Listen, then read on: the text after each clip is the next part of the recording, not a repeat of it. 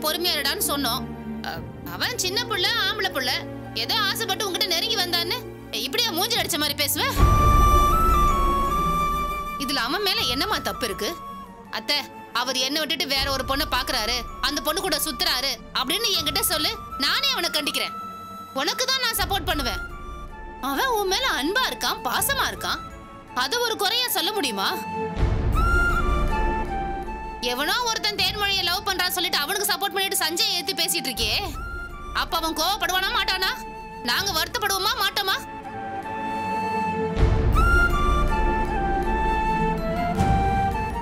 நீ வந்து எங்க அப்பா தான் முக்கியம், அக்கா தான் முக்கியம்னு சொல்றதே எல்லாம் நாங்க தப்புன்னு சொல்லல. எல்லா பொண்ணுங்களுக்கும் அப்பா அம்மா மேல பாசம் இருக்கத்தான் செய்யும், அது நாங்க புரிஞ்சுப்போம். ஆனா அத போய் சஞ்சய் கிட்ட சொன்னா அவ கோவப்படத்தான் செய்வான். அப்பா பாசத்தை எல்லாம் மனசுக்குள்ளேயே வச்சுக்கோ. உனக்கு அப்பாவை பார்க்கணுமா, என்கிட்ட வந்து சொல்லு. அத்தை, இந்த மாதிரி எனக்கு அப்பாவை பார்க்கணும் போல இருக்கு, நான் போய் பார்த்துட்டு வரட்டுமான்னு கேளு, நானே உன்னை அனுப்பி வைக்கிறேன். அதை விட்டுட்டு நேரங்களும் தெரியாம உன் புருஷன்கிட்ட போயிட்டு எனக்கு அப்பா தான் முக்கியம் அடித்தொண்டையில இருந்து கத்துனா அவனுக்கு கோவம் வரத்தானே செய்யும்.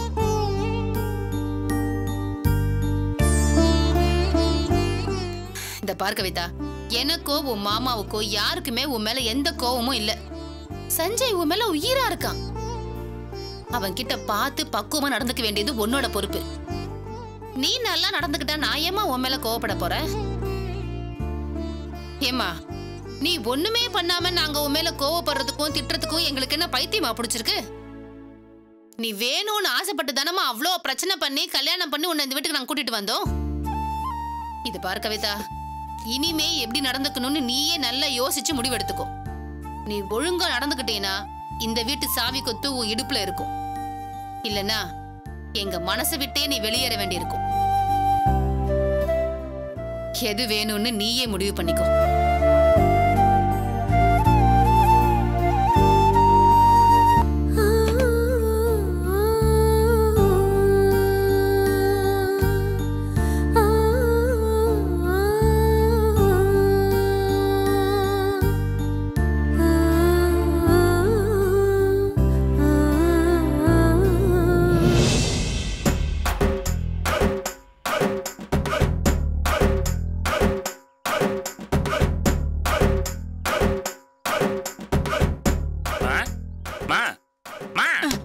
என்னடா இங்க ஏமா உட்கார்ந்திருக்க? ஏன்டா இந்த இடத்துக்கு என்னடா? இது சோம்பேறிங்களா தூங்குற இடம். ஏதோ யோசனை பண்ணிட்டு உட்கார்ந்துட்டு இருந்தேன்டா. யோசிச்சு அப்படியே கோட்டையை புடிச்சிர போற.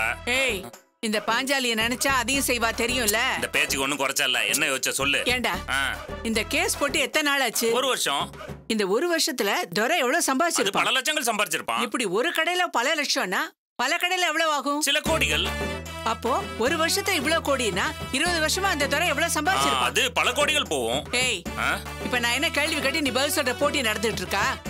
கேட்கறதுக்கெல்லாம் பின்பாட்டு பாடிட்டு வர. ஏண்டா அவ்வளவு சம்பாதிச்சிருக்கானா அவன் வக்கீல் என்ன சொன்னான்? துரை கிட்ட இருந்து சரிபாதியா வாங்கிடலான்னு சொன்னானா இல்லையா? டேய், நான் பாட்டு கேட்டுக்கிட்டே இருக்கேன், அமைதியா இருக்க. நீ தான் பின்பாட்டு பாட வேணாம்னு சொன்னீங்க. இப்ப மட்டும் நல்லா விவரமா பேசு. சொல்றா, சொன்னானா இல்லையா? ஆமா சொன்னான். துரை சொத்த பாதியா போட்ட நமக்கு எத்தனை பங்கு? அப்படியே வாயிலே போட்டனா தெரியுமா? நம்ம தான் அந்த வீட்லயே இல்லையே. இப்ப அந்த சொத்தை மூணா போடுவாங்க. ஒன்னு மதிக்கு, ஒன்னு நடராஜுக்கு, ஒன்னு சூர்யாவுக்கு போகும். டேய், அங்கதான்டா நீ தப்பு பண்ண போற. அதுல ஒரு பங்கு பாபுக்கும் போக போகுது. படங்காத விளக்கான மண்டையா. ஏண்டா அவன் 5 லட்சம் ரூபாய் சும்மா வாடா தூக்கி கொடுத்துருக்கான்? இவ்வளவு பெரிய சொத்து வரப்போ 5 லட்சம்ங்கிறது சாதாரண காசுடா. அதனாலதான் நீ கேட்டதும் வச்சுக்கோன்னு 5 லட்சம் ரூபாய் தூக்கி கொடுத்துட்டான். நீ பயங்கரமான ஆளா இருக்கமா. நானே இத பத்தி யோசிக்கலமா. அதான்டா பாஞ்சாலி. இப்ப என்னமா பண்றது? நீ என்ன பண்ணுவியோ ஏது பண்ணுவியோ எனக்கு தெரியாதுடா. நம்ம பங்கு நமக்கு வந்தாகணும். அது எப்படிமா தருவாங்க? டேய், மறுபடியும் அங்க போவோம்டா. போற மாதிரி போய் அவங்க கிட்ட பேசுற மாதிரி பேசி ஒட்டிக்குவோம். சும்மா பேசாதமா. இப்பதானே உனக்கு புத்திசாலின்னு பெருமையா பேசுன, அதுக்குள்ள இப்படி பேசுற? ஏன்டா, ஏன் என் புத்திசாலித்தனத்துக்கு என்ன குறை? நம்ம என்ன ஆட்டம் ஆடணும் மறந்துட்டியா? அவங்க கல்யாண வீட்டுல போய் நின்னுட்டு பிரச்சனை பண்ணோம். அதுலயும் நீ செருப்ப கலவாண்டு அசிங்கப்பட்ட. இப்ப எப்படி அவங்க நம்புவாங்க? டேய், இந்த பாஞ்சாலியை நினைச்சா யமனோட கோட்டைக்குள்ளேயே போய் வேலையை காமிச்சிட்டு வந்துருவாங்க. நம்பிக்கை இல்லமா. டேய், இந்த கேஸை யார்டா போட்டது? நாம தான். நாம தானே இந்த கேஸை போட்டோம். இப்ப இந்த கேஸை போட்டதுக்கு ஒரு செலவு, ஒரு வருஷமா இந்த கேஸை போட்ட வக்கீலுக்கு ஒரு செலவு, இப்படி எல்லாம் சொல்லி ஒரு பெரிய லிஸ்ட கொண்டு போய் கொடுப்போம். நீங்க இந்த கேஸ் மூலமா எங்களுக்கு தர வேண்டிய பணம் இவ்வளவு இருக்கு, எப்ப இந்த பணத்தை தருவீங்கன்னு கேட்போம். கொடுத்துருவாங்களாமா? கொடுக்க மாட்டாங்க தாண்டா. இத சாக்கா வச்சு அப்பப்ப பணம் வசூல் பண்ற மாதிரி அந்த வீட்டுக்குள்ள புந்து கலாட்டா பண்ணுவோம். இந்த மாதிரி கலாட்டா பண்ணா அவங்க என்ன பண்ணுவாங்க? நம்மள மாதிரி எல்லாத்தையும் வித்தவங்க இல்ல அவங்க. மான ரோசத்துக்கு அஞ்சறவங்க என்ன பண்ணுவாங்க? ஒண்ணு வீம்பு பிடிச்சு நம்ம கிட்ட சண்டைக்கு வரணும்னு நினைப்பாங்க. அப்ப நாம வீம்ப விட்டு கொடுக்காம நிக்கணும்டா. அப்படி நின்னோன்னு வெயி, மொத்த சொத்தை குடுக்கறாங்களோ இல்லையோ கொஞ்சமாவது பிச்சு கொடுப்பாங்கல்ல. ஐயா கெஞ்சி வாங்க போறியா? அப்படி இடிச்சேன்னு வச்சுக்க, ரத்தம் வாந்தி எடுத்துருவேன். ஆளை மூஞ்சியும் பாரு. ஏய், அதுல வர கொஞ்ச காசே லட்சக்கணக்குல வரும்டா. ஏமா நானும் அதாமா சொல்றேன். எதுக்கு சில லட்சம் மொத்தமா அடிப்போங்கறேன். எப்படிரா? ஏமா ரூட்டை தான் நீ போட்டு கொடுத்துறேலமா, அப்புறம் ஏன் பயப்படுற? இறங்கி அடிப்போம். புரியலையேடா. மா அருமையான விஷயத்த கையில புடிச்சு கொடுத்துருக்க. இத வச்சு உன் மகன் விளையாண்ட மாட்டேன். எனக்கு சத்தியமா புரியலடா. ஐயோ மரமட்ட லூஸ் அம்மா, நீ தானே இப்ப சொன்ன நம்ம வக்கீலுக்கு இவ்வளவு செலவு பண்ணிருக்கோம்னு. ஒரு வக்கீல பிடிப்போம், அவன் மூலியமா வச்சு இவ்வளவு காசு வந்தே ஆகணும்னு அவங்க வீட்டுல போய் நிப்போம். டெய்லி போய் தகராறு பண்ணுவோமா? இன்னொன்னு அத நான் புருஷனா இருக்கப்போ போட்ட கேஸ் தானே. டைவர்ஸ் அதுக்கப்புறம் தானமா கிடைச்சது. நான் புருஷனா இருக்கிறப்போ என்ன சொத்தோ அது அன்னைக்கு கிடைச்சிருந்தா நமக்கு தரணும்ல. அதே புரியா? பொண்டாட்டி வந்து புருஷனுக்கு சொத்து தருவாளா? தரணுமா, சட்டத்துல இடம் இருக்கு. என்னடா சொல்ற? ஆமாமா, சட்டப்படி வேலை இல்லாம இருக்கிற புருஷனுக்கு பொண்டாட்டி கையில சொத்து இருந்தா ஜீவனாம்சம் தரணும். நிஜமாவாடா சொல்ற? சத்தியமா சொல்றமா. அடப்பாவி, இது எனக்கு தெரியாம போயிடுச்சேடா. ஏன் தெரிஞ்சா ஓடி போன புருஷனுக்கு சொத்தை கொடுத்துருவியா? இப்ப ஏன்டா அந்த எடுபட்ட பையல ஞாபகப்படுத்துற? அவன் தான் இன்னைக்கு ஓடி போயிட்டானே. அத சொல்லலடா. நாம ரஞ்சினி கிட்டயும் நிறைய வாங்கியிருக்கணும், பனிமலர் கிட்டயும் நிறைய வாங்கியிருக்கணும். இதெல்லாம் விட்டு போச்சே, அதத்தான் யோசனை பண்ணி வருத்தப்பட்டு இருக்கேன். இப்ப நான் இடிச்சேன்னு வச்சுக்கோ, நீ ரத்தம் வந்து எடுத்துருவ. நீ பாட்டுக்கு வரிசையா 150 கல்யாணம் பண்ணிக்கிட்டு எல்லார்கிட்டையும் ஜீவனாம்சம் கேப்பியா? ஒரு கல்யாணம் பண்ணி டைவர்ஸ் ஆனாதான் ஜீவனாம்சம். அப்போ நல்ல பணக்கார வீட்டு பொண்ணா பார்த்து கல்யாணம் பண்ணி டைவர்ஸ் பண்ணிட்டு அப்புறம் ஜீவனாம்சம் வாங்கிக்குவோம். என்னடா சோமு, இப்படி எதுக்கு அடுத்தாலும் முறைச்சுக்கிட்டே இருந்தா எப்படி? முதல்ல மதிக்கு வரப்போற சொத்தை நம்ம வாங்கணும். நான் கூட என்னமோ நினைச்சிட்டமா, இப்ப இவ்வளவு சொத்து வருதுன்னா கண்டிப்பா இதை நம்ம விடக்கூடாது. இதுக்கு முன்னாடி அந்த பாபு பயலுக்கு கல்யாணம் நடக்க கூடாது, என் பொண்டாட்டி இன்னொருத்த கல்யாணம் பண்ணிட்டு போவானான்னு கோவம் தான் எனக்கு இருந்துச்சு. இப்ப சொல்றேன், இந்த கல்யாணம் நடந்துச்சுன்னா சொத்து பாபு கைக்கு போயிடும். என்னானாலும் சரி, இந்த கல்யாணத்தை நடத்த விட மாட்டேன். டேய், இப்ப நல்லா புரிஞ்சிருச்சுடா. வா, இப்பவே அந்த சுந்தரி வீட்டுக்கு போவோம், ஒரு கை பாத்துருவோம். வாடா. ஆமா.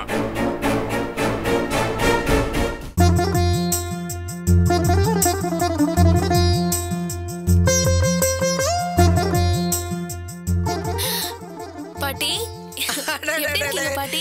வாமா சூர்யா, எப்படி இருக்க? வா சூர்யா, எப்படி இருக்க? நல்லா இருக்கேன் நட்ராஜ். என்னம்மா நீ மட்டும் வந்திருக்க, மாப்பிள்ள வரல? இல்ல பாட்டி, அவர்கிட்ட நான் சொல்லிட்டு தான் வந்தேன். இங்க வீட்ல கல்யாணம் வேலை நடக்கும், நீங்க மட்டும் பாத்துட்டு இருப்பீங்களா, அதான் கூட ஒத்தாசை பண்ணலான்னு வந்தேன். சரி.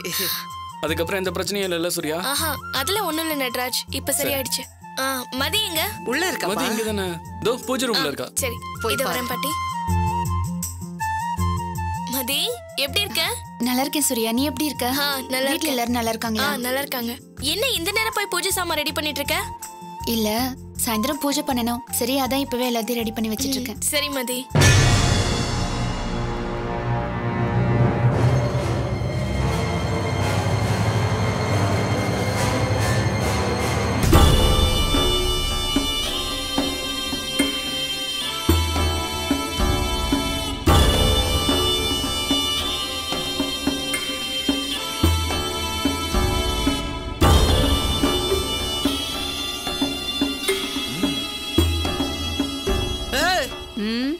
என்ன ஆத்தாளும் மவனும் எங்க வந்தீங்க? முதல்ல வெளியே போங்க. என்ன திறந்த வீட்டுல ஏதோ நுழைஞ்ச மாதிரி வந்திருக்கீங்க? என்ன முறைக்கிற? கண்ணை வெடுக்குன்னு புடிங்கிருவேன். ஏன் நடராஜ், வாங்க. இதுக ரெண்டு இங்க எதுக்கு வந்திருக்காங்கன்னு கேளு. ஏய், வெளிய போங்க. இங்க எதுக்கு வந்தீங்க? போங்க போங்கன்னு சொல்றல. இரு தம்பி, இரு. ஏன் இப்படி தையா தக்கான்னு குதிக்கிற? நாங்க ஒரு விஷயம் பேசுறதுக்காக வந்து. ஒரு மண்ணாங்கட்ட விஷயமா பேசல, நீங்க முதல்ல கிளம்புங்க. நான் மாப்ள ஓவரா சவுண்ட் விடுற. யோ, உன்னையும் சேர்த்தான் சொல்றேன், வெளில போயா. வெளில போன்னு சொல்றேன்ல. இங்க பாருங்க, இந்த வீட்டு வாசல்ல உங்க காலடி படுறது தப்புன்னு நினைக்கிறேன் நானு. சரி இப்போ உங்களுக்கு என்னதான் பிரச்சனை? இப்படி கேட்டா எப்படி தம்பி? உட்கார வச்சு கேட்டா நல்ல விதமா சொல்லிட போறோம். உங்களை நிக்க வச்சு பேசுறதே தப்பு நினைக்கிறேன் நானு. இதுல உட்கார வச்சு சோறு வேற விட்டுமா? ஒழுங்கு மரியாதையா வெளில போறீங்களா இல்ல போலீஸை கூப்பிடுவா? தம்பி போலீஸ்னா அப்படியே நாங்க பயந்துருவோம்னு நினைச்சியா? எங்க வீட்டுல கவுன்சிலரே இருக்காரு தெரியுமா உனக்கு? நடராஜ், நீ எதுக்கு இவங்க கிட்ட பேசிட்டு இருக்க? முதல்ல இவங்களை வெளியில போ சொல்லு. அது இருக்கட்டுமா மருமவளே, அவன் தான் சின்ன பையன் குதிக்கிறான், நீ இப்படி பேசினா எப்படிமா? இத பாருங்க, மருமக கிருமகன் சொன்னீங்க, அவ்வளவுதான் மரியாதை கெட்டுரும். ஏமா இத்தனை நாளா உன்னை அப்படித்தானே கூப்பிட்டு இருந்தேன். இப்பதான் உங்க பிள்ளைக்கும் எனக்கும் எந்த சம்பந்தமும் இல்லைன்னு டைவர்ஸ் ஆயிடுச்சுல. டைவர்ஸ் ஆனா மருமகன் மாமியார் ஆயிடுவாளா? இது நல்ல கதையா இருக்க. மதி, நீ முதல்ல உள்ள போ. இதுங்க வம்பெழுக்கிறதுக்குனே வந்திருக்குங்க. இத பாரு தம்பி, அது இதெல்லாம் பேசிட்டு இருக்காத. எங்களுக்கு சேர வேண்டிய பணத்தை கொடுத்துருங்க, நாங்க பேசாம போயிடுறோம்.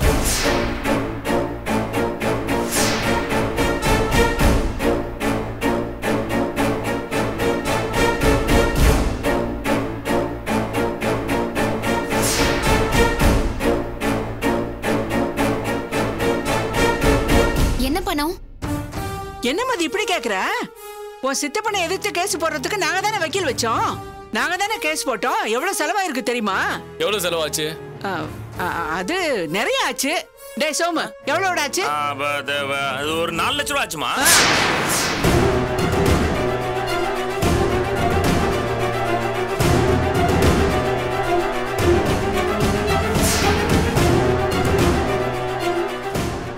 என்னது 4 லட்சமா?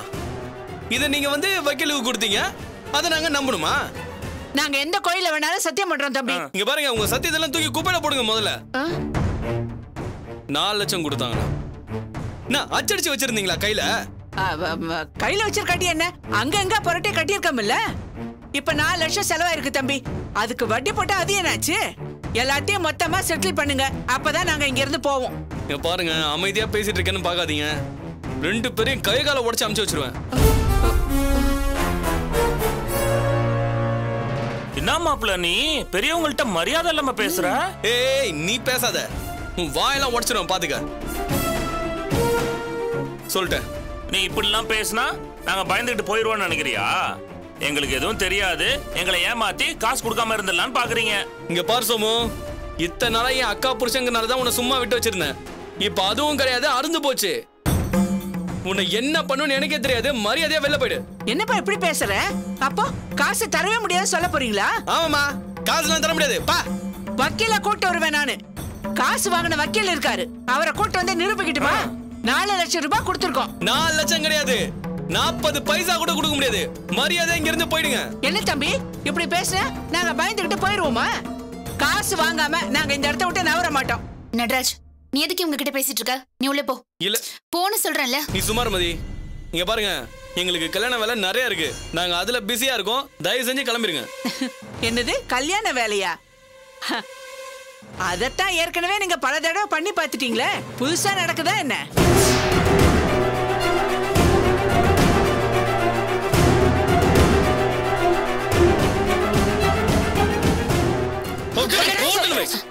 மரியாதையா இருந்துக்கோ, பொல்லுகளெல்லாம் பேத்துறேன். வெளில போயிடு. அட சும்மா இரு தம்பி, நான் என்ன மதிக்க 3 தடவை கல்யாணம் பண்ணி வச்சீங்க நான் சொன்னேன்? வீட்ல 3 கல்யாணம் நடந்து சர்வீஸ் இருக்கு உங்களுக்கு சொல்ல வந்தேன். நீ சுத்தி வச்சு பேசிட்டு இருக்க, நேரா விஷயத்துக்கு வராம. மதிக்கு இன்னொரு கல்யாணம் நடந்தா என்ன, இன்னும் 300 கல்யாணம் நடந்தா நமக்கு என்ன தேவை பணம்? ஏய் வெள்ளமா என்ன உனக்கு என்ன வெள்ள போறேன் வெளிய போ பையா பல கையா பொண்ணுடுவா யாரு நினைச்சா போறான்றதா வெள்ளமா போற போங்க சீக்கிரம் போங்க. இருடா, செருப்பு போட வேண்டாமா? அதுக்குள்ள பறக்கற. ஆமா, உன் கால்ல உள்ள பாத்து நேரத்துல பாத்துக்கறடா. உன் லட்சமா விட மாட்டேன். ஒரு நிம்மதியா விட மாட்டேன் பாத்துங்க. பெருசா பேசுறான். போ நடராஜ், போ. நீ உள்ள போ. நீங்க புடிச்சீங்க, அவனை வெட்டி போட்டுறேன். என்னடா நீ கூறு கட்டவங்க? அவங்க ஏதோ திட்டம் போட்டு வந்திருக்காங்க, அவங்கள போய் அடிக்க போற? இன்னொரு தடவை அவன் இந்த வீட்டு பக்கம் வரட்டும். நீ போ போ உள்ள. என்னம்மா நீ இப்படி பண்ணிட்ட? ஏய், எதுவா இருந்தாலும் அடிப்பேன் தான் சொன்னான். அடிச்சானா பாத்தியா? அடிக்க வந்தான், அதுக்குள்ளதான் அவளுங்க 2 பேரும் புடிச்சிட்டாளுங்களே. நீ வேறடா, அவளுங்க விட்டுருந்தாலும் அவன் அடிக்க மாட்டான்டா. இத பாரு, நம்ம மேல அவனுக்கு பயம் இருக்கு. அந்த பயம் இருக்கிற வரைக்கும் நமக்கு பணம் வருங்கிற உத்தரவாதம் இருக்குடா. நீ கவலைப்படாத, பணம் நம்ம கைக்கு வந்துரும். இவங்கள எப்படியாவது மிரட்டி மீன் பிடிச்சிடலாம். நீ கவலைப்படாதடா. உதாரணமும் திங்கறதுலே சொல்லு. வா நட. அவங்க மறுபடியும் வந்தா சும்மா விட்டுருவேனா? வெட்டி போட மாட்டேன் வெட்டி. மதி என்னாச்சு மதி? ஏன் அழற? எல்லாம் என் தலை விதி. ஏன் அப்படி எல்லாம் நடக்குதோ? என்ன வாழ விட மாட்டாங்க, என்ன நாசம் பண்ணிடுவாங்க. எனக்கு இன்னொரு கல்யாணம் நடக்க கூடாதுன்னு நினைக்கிறாங்க.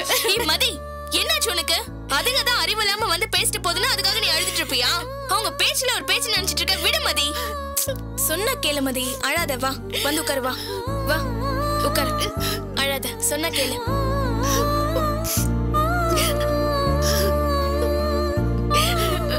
அழாதம்மா, அழாத.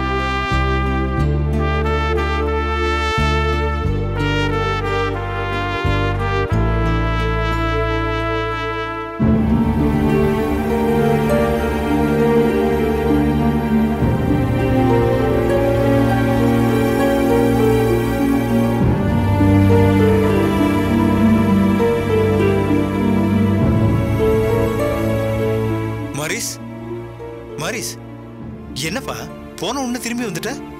உடம்பு கிடம்பு சரியில்லையா? இல்லையே. ஏதாவது பிரச்சனையாப்பா? அதெல்லாம் ஒண்ணு இல்லப்பா. அப்புறம் ஏன்பா ஒரு மாதிரி இருக்க? ஈஸ்வரி, ஈஸ்வரி, ஏன்பா பிரச்சனை எதா இருந்தாலும் என்கிட்ட சொல்லுப்பா. நம்ம 2 பேரும் ஃப்ரெண்ட்ஸ் மாதிரி தானே? சொல்லுப்பா. என்கிட்ட சொல்றதுல உனக்கு என்ன தயக்கம்? சொல்லு மாரிஸ். என்ன மாரிஸ், டியூட்டிக்கு போகாம வீட்ல வந்து உட்கார்ந்துட்டு இருக்க? ஒண்ணு இல்லம்மா, ரவுண்ட்ஸ்க்கு கிளம்புனா அதான் அப்படியே வீட்டுக்கு வந்தேன். ஏண்டா அந்த இன்ஸ்பெக்டர் மறுபடியும் ஏதாவது பிரச்சனை பண்ணிட்டு இருக்காரா? ஏங்க மசன்னு உட்கார்ந்துட்டு இருக்கீங்க? உங்க சொந்தக்காரங்க யாரோ கமிஷனர் ஆபீஸ்ல இருக்காங்கன்னு சொன்னீங்கல்ல, என்ன எதிர இந்த பிரச்சனையை பார்த்து முடிக்கலாம்ல? ஏய், நீ எப்பவுமே பிரச்சனையை தீர்த்து வைக்கிற மாதிரி பேச மாட்டியா? பிரச்சனையை பெருசாக்குற மாதிரியே பேசிக்கிட்டு இருக்க. ஒரு இடத்துல வேலை செய்யும் போது அங்க இருக்கிற ஹையர் அபிஷியல்ஸால சின்ன சின்ன பிரச்சனை வரத்தான் செய்யும். அதை எடுத்துக்கிட்டு கமிஷனர் ஆபீஸ் வரைக்கும் போனா இந்த பிரச்சனை என்ன தீந்தா போயிடும், இன்னும் பெருசாதான் ஆகும். அதுக்காக இந்த பிரச்சனை இப்படியே விட்டுலாங்கறீங்களா? ஐயோ, கொஞ்சம் 2 பேரும் சும்மா இருக்கீங்களா? நானே நொந்து போய் வந்திருக்கேன்.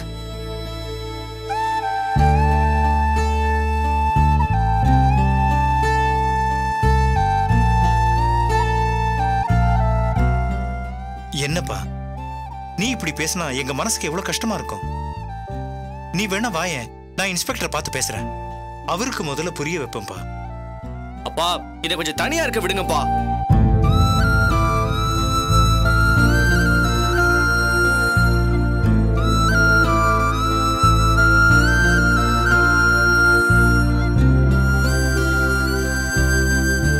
சார்,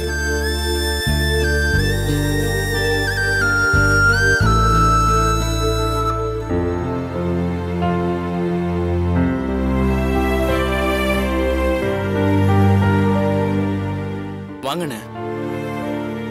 வாங்க ஈஸ்வரி, அவருக்கு குடிக்க ஏதாவது கொண்டு சரிங்க. வாங்க, உட்காரு உட்காரு. வாங்கண்ணே. சார் இந்தாங்க.